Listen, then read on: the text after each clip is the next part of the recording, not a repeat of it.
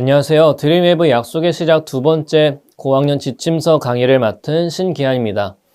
오늘 저와 함께 8단원 4과 구원의 하나님을 믿어요를 함께 살펴보도록 할게요. 8단원 4과에서 다루게 될 교리는 은혜입니다. 이스라엘 백성이 가나안으로 가는 길에서 또다시 불평하자 하나님은 불뱀을 보내셔서 벌하셨습니다. 많은 사람이 죽게 되자 백성은 죄를 고백하며 회개했고 하나님은 모세에게 놋뱀을 만들어 장대에 달게 하셨습니다. 누구든지 놋뱀을 바라보는 자는 살아날 수 있었습니다. 이처럼 우리의 구원은 오직 하나님의 은혜로만 받을 수 있습니다. 하나님이 주신 구원의 길인 예수님을 항상 바라봐야 합니다. 이러한 교리의 내용을 토대로 약속의 시작 두 번째 8단원 4과의 내용을 우리 함께 살펴보도록 할게요. 오늘 함께 살펴볼 말씀은 민수기 21장 1절에서 20절입니다. 민수기 21장은 이스라엘이 아랏을 지나며 겪은 전쟁과 승리를 기록하고 있습니다. 아랏 왕이 이스라엘을 공격하지만 하나님은 이스라엘의 간구에 응답하셔서 아랏 왕과 그의 성읍들을 멸망시키게 하십니다. 이 승리는 이스라엘에게 하나님께서 함께 하신다는 확신을 주는 사건이었습니다. 그러나 이스라엘은 계속된 광야길에서 지치고 낙심하여 또다시 하나님과 모세를 비난하며 불평합니다. 이에 하나님은 불뱀을 보내어 많은 사람이 죽게 하십니다. 백성은 자신의 죄를 깨닫고 회개하며 모세에게 중보를 요청합니다. 하나님은 모세에게 놋뱀을 만들어 장대에 달게 하시고 그것을 바라보는 자는 살아날 것이라고 하십니다. 이는 구원에 대한 상징적 예표입니다. 이 본문을 통해 하나님의 은혜와 구원의 믿음으로 받아들여야 함을 배울 수 있습니다. 하나님의 백성된 우리가 해야 할 일은 구원의 하나님을 굳게 믿는 것입니다. 이와 같은 내용을 토대로 우리 아이들에 가르쳐야 하는 원포인트는 구원의 하나님을 믿어요입니다. 이런 내용들과 관련하여 오늘의 외울 말씀을 다 같이 한 목소리로 읽어볼게요. 하나님이 세상을 이처럼 사랑하사 독생자를 주셨으니 이는 저를 믿는 자마다 멸망하지 않고 영생을 얻게 하려 하심이라. 요한복음 3장 16절 말씀. 아멘. 계속해서 이와 관련된 세 가지 학습 목표를 살펴보겠습니다. 먼저 인지적 학습 목표는 죄인인 우리가 믿어야 할 분은 구원의 하나님이라는 사실을 알게 하는 것입니다. 둘째로 감성적 학습 목표는 죄인인 우리가 믿어야 할 분은 구원의 하나님이라는 사실을 고백하는 것입니다. 마지막 행동적 학습 목표는 죄인인 우리를 구원하신 하나님을 믿으며 사는 것입니다. 이 세 가지 학습 목표를 드림웨이브 레슨 플랜에 맞추어 교재의 내용을 소개해 드리고자 합니다. 오늘 웰컴 활동의 제목은 구조대 출동입니다. 교재를 보도록 할게요. 교재를 보시면 해수욕을 즐기는 사람이 그려져 있습니다. 그리고 이들의 안전을 지켜주는 해양 구조대원도 있어요. 자세히 살펴보면 사람 중에 구조가 필요한 사람이 있습니다. 아이들이 찾을 수 있도록 시간을 주세요. 구조대원의 도움이 필요한 친구는 어디에 있는지 질문해 주세요. 바다 깊은 곳에 허우적대고 있는 어린이를 찾을 수 있을 거예요.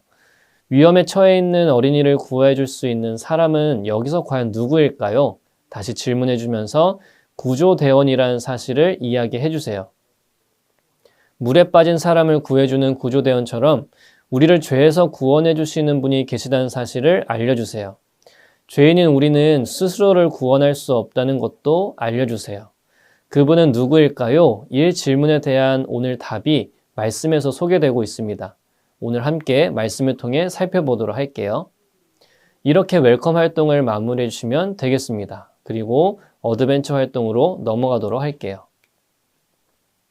오늘 어드벤처 활동은 빙고 게임입니다. 보기에는 총 9개의 단어가 적혀져 있습니다. 모두 민수기 21장에 나오는 단어들입니다.